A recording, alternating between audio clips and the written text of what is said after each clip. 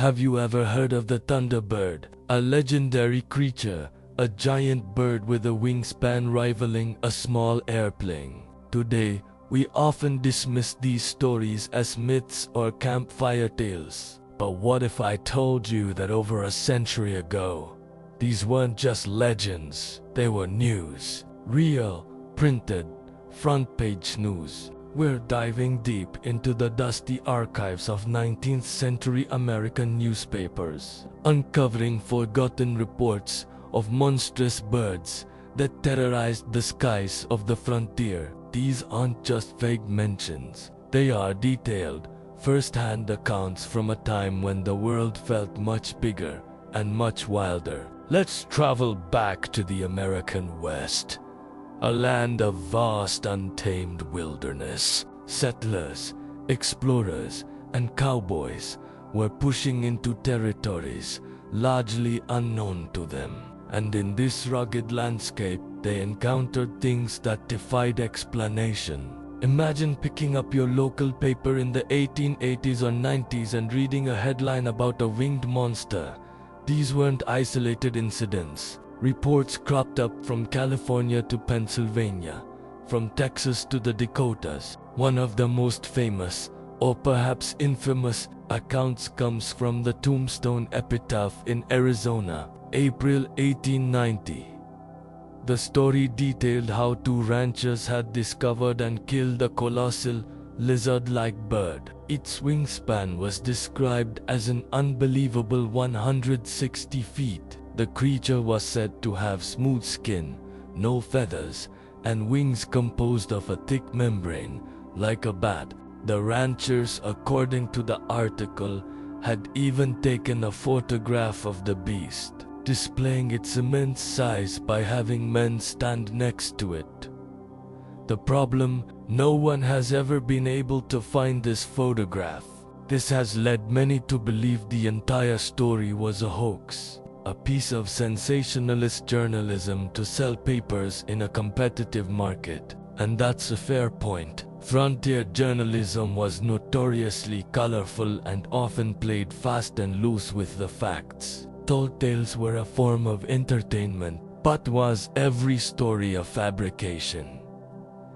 Let's consider the context. These weren't just fantasy writers. They were ordinary people, farmers, hunters, respected members of their communities reporting what they swore they saw. Take, for example, a report from the Fresno County area in California, also around the 1890s.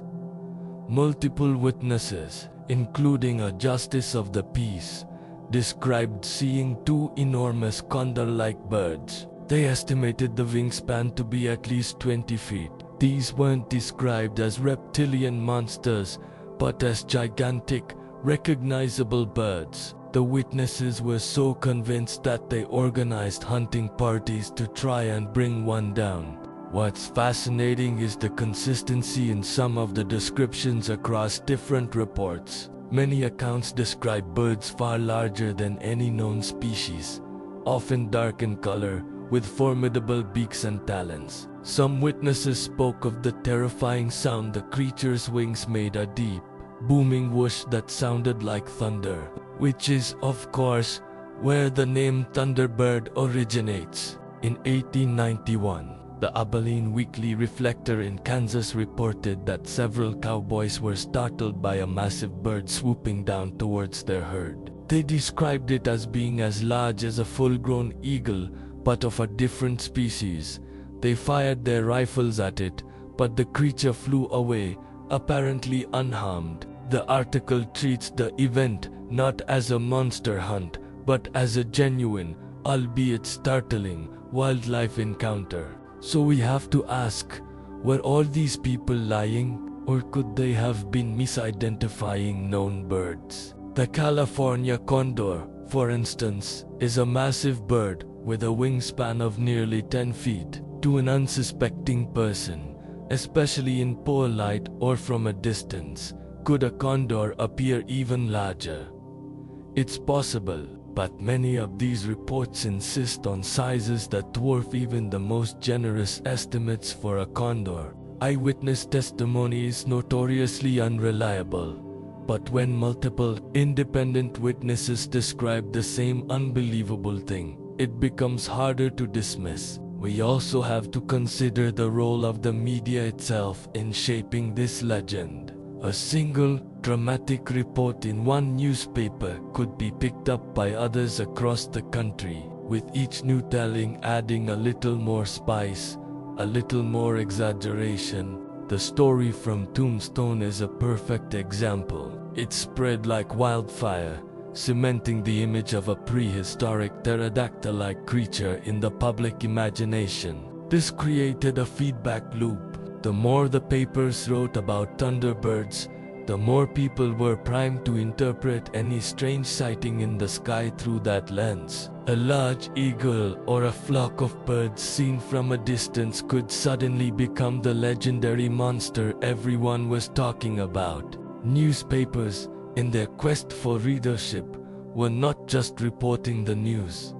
They were actively building a modern myth.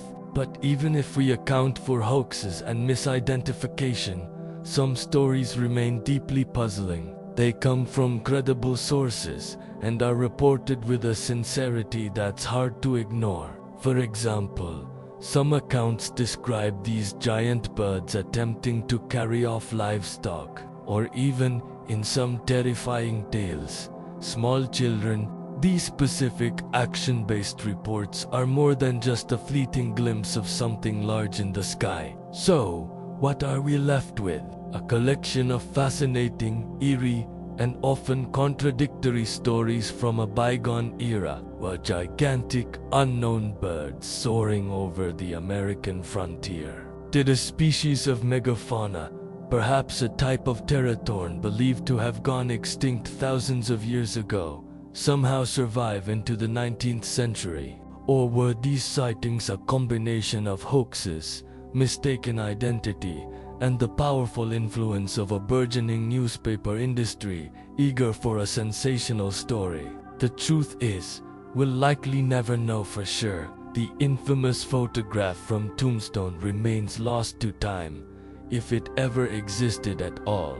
No physical evidence, no feather, no bone, no carcass has ever been found and verified from these 1800s encounters. All we have are these whispers from the past, preserved in the fragile, yellowed pages of old newspapers. These reports open a window into the mindset of the American frontier.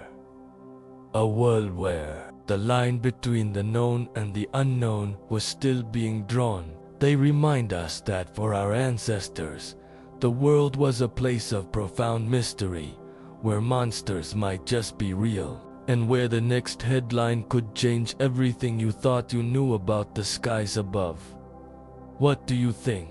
Were these real encounters with a creature unknown to science, or just the product of tall tales and journalistic flair? Let me know your theories in the comments below. Thanks so much for joining me on this journey into the archives. If you enjoy exploring historical mysteries and forgotten lore, make sure to hit that like button and subscribe to the channel so you don't miss our next adventure. We'll see you in the next video.